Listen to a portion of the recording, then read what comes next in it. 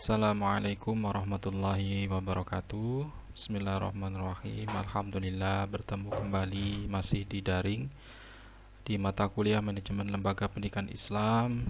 Kali ini materi yang ke-8 tentang manajemen sarana prasarana ya di madrasah atau sekolah. Jadi nanti kita di materi kali ini membahas tentang definisi dan ruang lingkup manajemen sarpras, sarana pendidikan, kemudian prasarananya, kemudian prinsip manajemen sarpras itu apa saja, bagaimana proses manajemen sarpras. Yang pertama, definisi dulu. Menurut Soeharno, ya, pakar pendidikan, manajemen administrasi pendidikan, bahwasanya sarana pendidikan itu peralatan dan pelengkapan yang secara langsung dipergunakan dalam menunjang proses pendidikan. Itu sarana. Ini dua kata yang berbeda loh ya. Kadang kita sering ngomongkan sarpras, sarpras gitu ya. Ini adalah dua kata yang berbeda. Sarana itu peralatan lengkap, peralatan dan perlengkapan yang secara langsung digunakan untuk menunjang proses pendidikan. Sedangkan prasarana itu fasilitas yang tidak langsung. Sarana itu yang langsung dipergunakan menunjang proses pendidikan, prasarana fasilitas yang tidak langsung menunjang berjalannya proses pendidikan. Itu prasarana, namanya saja prasarana. Jadi sarpras itu adalah fasilitas yang digunakan untuk melaksanakan kegiatan pendidikan atau proses pembelajaran. Jadi sarana tidak bisa diabaikan, penting ini. Sarpras ini penting dalam pendidikan. Sebab tanpa adanya sarpras, maka proses pendidikan tidak akan berjalan dengan baik. Sarananya misalnya yang langsung, materinya gitu ya, papan tulis, spidol, whiteboard dan sebagainya. Tuh, jadi fasilitas fisik ya, fasilitas fisik. Jadi tidak hanya berupa fisik, tidak hanya fasilitas fisik, tapi juga fasilitas yang tadi itu tidak langsung, yaitu misalnya fasilitas uang, itu kan anggaran sebagainya, itu kan juga nunjang. Lengkap sarana langsungnya, misalnya kayak kelas, tapi tidak langsungnya uang untuk menggaji guru tidak ada, gurunya butuh makan, akhirnya dia di tempat lain, tidak maksimal di sekolah tersebut yang tidak ada fasilitas uang, kan juga tidak bisa, tidak berjalan kan. Fasilitas sesuatu yang berupa benda atau fisik dapat dibendakan, yang punya peranan untuk memudahkan dan melancarkan suatu usaha, itu fasilitas fisik. Ya, papan tulis, kelas, bangunan, sholat, sebagainya. Fasilitas uang, segala sesuatu yang bersifat mempermudah suatu kegiatan sebagai akibat bekerjanya nilai uang. Mengajar, menggaji guru, menggaji tenaga pendidikan, staf, karyawan. Ada 3 pengertian yang biasa dicampur adukan, yaitu alat pelajaran, alat peraga, dan media pendidikan. Oke. Apa sih tujuan sarpras? Itu tadi pengolahan sarpras. Manajemen tujuan sarpras itu tujuan dari pengolahan sarpras memberikan layanan secara profesional yang berkaitan dengan sarpras agar proses pelajaran bisa berlangsung secara efektif dan efisien. Kalau sarprasnya tidak ada tujuan, untuk apa ada sekolah, ada pelajaran, ada proses pembelajaran? Sarpras itu adalah yang paling penting, tapi juga bukan berarti yang paling utama, tidak. Ada sekolah alam, misalnya ada sekolah anak-anak jalanan misalnya ya. Itu tujuan sarpras. Kemudian prinsipnya apa saja sih untuk memanage sarpras pendidikan itu? Prinsip yang pertama, prinsip pencapaian tujuan. Untuk apa tujuannya? Memudahkan penyampaian materi pemahaman. Harus ada sarpras, harus ada misalnya lab komputer, lab bahasa, lab IPA misalnya. Tujuannya untuk apa? Itu mempermudah materi praktek, tidak hanya teori saja. Misalnya untuk guru olahraga ada lapangan basket, ada lapangan tenis meja, tenis lapangan. Prakteknya seperti ini, tidak hanya teori saja. Itu prinsip pencapaian tujuan. Itu bagian dari memanage bagaimana lembaga pendidikan Islam itu bisa berjalan, lembaga pendidikan itu bisa berjalan. Makanya ada pembahasan materi khusus bagaimana manajemen surplus. Kemudian prinsip efisiensi, harus ada efisiensi. Dulu lab itu bertebaran di mana-mana ya, ada di paling depan posisi sekolahan sebagian. Sekarang ada istilah namanya apa namanya itu, lab terpadu gitu ya. Dulu misalnya setiap jurusan bahasa punya lab bahasa, anak IPS tidak boleh pakai lab bahasa, sebaliknya lab IPA. Terus apa gitu, mbak olahraga misalnya, ada dalam satu sekolah tapi merasa memiliki satu jurusan saja, itu tidak dibolehkan, tidak efisien akhirnya kan. Nanti kelas IPS buat lab sendiri, kelas IPA buat lab sendiri, akhirnya ada lab terpadu. Istilah itu juga masuk dalam prinsip efisien. Kemudian prinsip administratif. Administratif maksudnya di sini ya secara administratif itu dia terlaksana, nanti dia perlu di manage, misalnya antrian penggunaan lab, misalnya apalagi administratif dari sisi keuangan, kepala lab, sebagainya, hal yang administratif lah ya. Kemudian prinsip kejelasan tanggung jawab, ada di situ penanggung jawab lab, ada di situ pertanggungjawaban penyampaian materi, tidak hanya teori tapi juga praktek. Ada prinsip kekoefisien, kekuatan anggota kelompok. Nah, di situ maksudnya ya lab itu biasanya bekerja secara kelompok ya.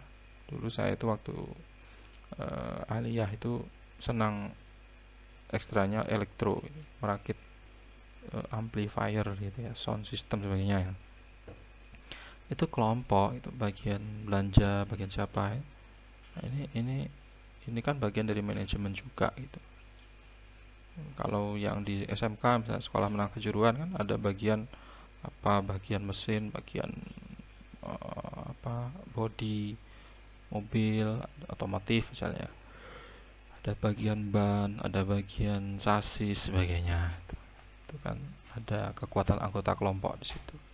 Itulah prinsip manajemen surplus. Secara umum surplus ya, ada kekuatan anggota kelompok di situ. Nanti ada kelompok penjab, ada kepala lab apa bahasa, ada kepala lab komputer, ada kepala lab IPA, ada kepala lab keuangan sebagainya, itu ada kepala lab kesehatan.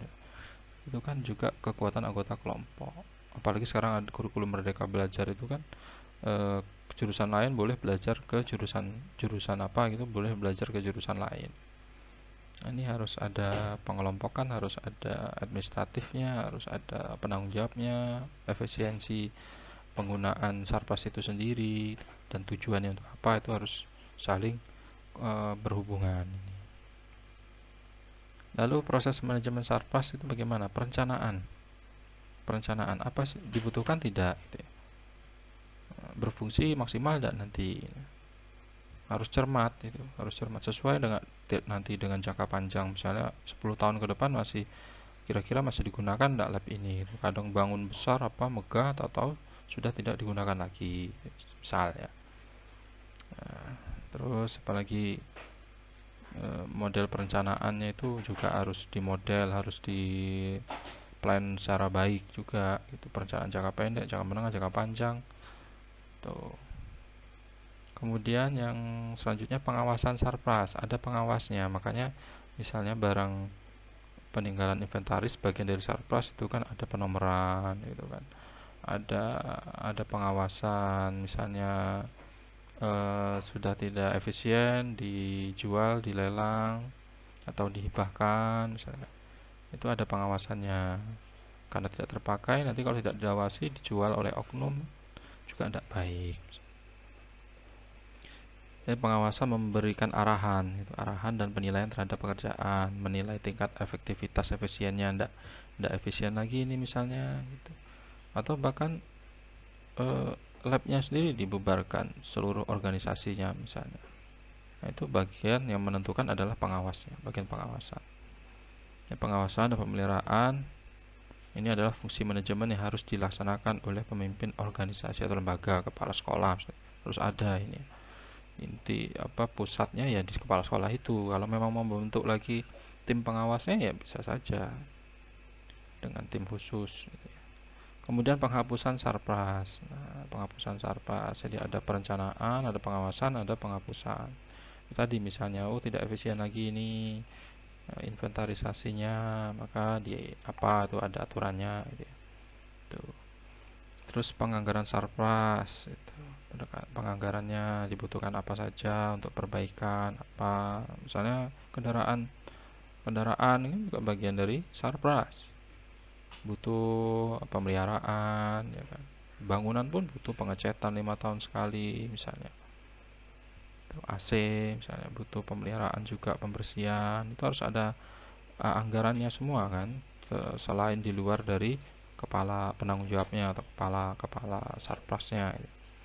Kemudian ada pengadaannya. Nah, ada pengadaan mungkin jangka menengah atau jangka panjang gitu ya. Pengadaan misalnya AC itu kan rusak, pengadaan gedung itu kan pasti ada batasannya, mobil juga. Nah, itu harus ada rencana lah, ada rencana. Kemudian inventarisasi surplus, ada inventarisasi yang jangka panjangnya 10 tahun misalnya kan kepemimpinan biasanya 5 tahun ya. Ada inventarisasi. Kepala penanggung jawabnya pun juga tidak terus di situ kan ya, ada inventarisasi, ada ada pencatatan, ada penyusunan, pengkategorian barang yang tersistemis itu lebih bagus itu kan, ada barcode-nya gitu. Ini penting, tidak hanya perpus buku aja, nanti ada manajemen perpus itu juga sendiri itu nanti.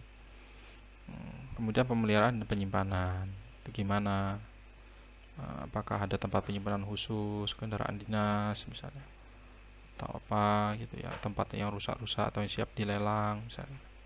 Tuh, penggunaan sarpras. Itu langsung digunakan untuk proses belajar mengajarnya. Ada seperti alat pelajaran, alat peraga, media yang seperti lab itu kan, itu alat pelajaran, alat peraga, alat sebagai media. Sarana yang tidak langsung seperti gedung, perabot kantor, kamar mandi, tidak langsung tapi kan perlu gitu. Kalau tidak ada sarpras kamar mandi, butuh kamar mandi aja harus pulang ke rumah, udah malas lagi ke sekolah misalnya gitu. Itu penggunaan sarpras. Kemudian pertimbangan yang dapat dipakai sebagai alasan penghapusan sarpras itu apa? Misalnya kerusak tadi kan, rusak tidak bisa diperbaiki lagi, atau memang belum rusak tapi sudah tidak efisien, ada butuh permajaan misalnya, perbaikan. Nah, maka harus ada anggaran kan, harus ada anggaran. Kemudian kalau anggarannya besar ya tidak ekonomis lagi, beli baru lebih baik, maka diadakan penghapusan, pemusnahan misalnya. Kegunaan sarana pendidikan tidak sebanding dengan biaya pemeliharaan dan perbaikannya. Misalnya kok banyak pemeliharaannya daripada dipakainya ya, dilelang saja atau dimusnahkan lah ya, penghapusan, dihapus. Penyusutan sarana di luar kekuasaan pengurus sarana, tidak sesuai dengan kebutuhan saat ini, tidak efisien berarti kan. Barang berlebihan jika disimpan lebih lama akan rusak, tidak terpakai lagi, dihapus. Adanya penurunan efektivitas kerja. Nah, seperti sekarang ini kan daring semua, corona 2 tahun ini udah masuk tahun kedua. Nah, itu kan gedung-gedung itu kalau tidak dibersihkan dianus sehari aja nggak dibersihkan kotor, apalagi setahun lebih ya.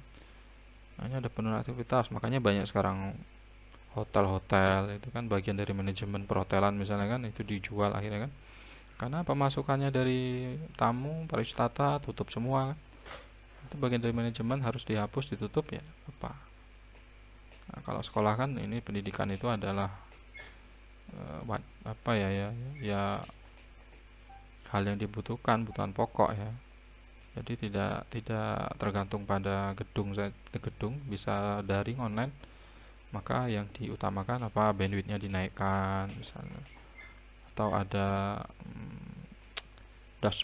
dashboard khusus punyanya sekolah yang memfasilitasi ruang online daring agar mudah dikontrol, mudah dipantau. Kalau di UMPO itu misalnya bebas UMPO itu kan. Tuh. Barang atau sarana pendidikan sudah tidak ada karena dicuri, terbakar atau hilang. Itu pelaporannya ya dihapus. Tuh. Oke, itu dia manajemen sarpras. Jika dari rekan-rekan mahasiswa ada yang ingin ditanyakan, silakan ditanyakan di kolom komentar, kita diskusi, yang lain saling bantu menjawab, nanti akan saya luruskan. Oke, kita akhiri dengan bacaan doa kafaratul majlis. Subhanakallahumma bihamdika asyhadu an la ilaha illa anta astaghfiruka wa atubu ilaik. Kita akhiri dengan bacaan alhamdulillah alamin. Saya akhiri, wassalamualaikum warahmatullahi wabarakatuh.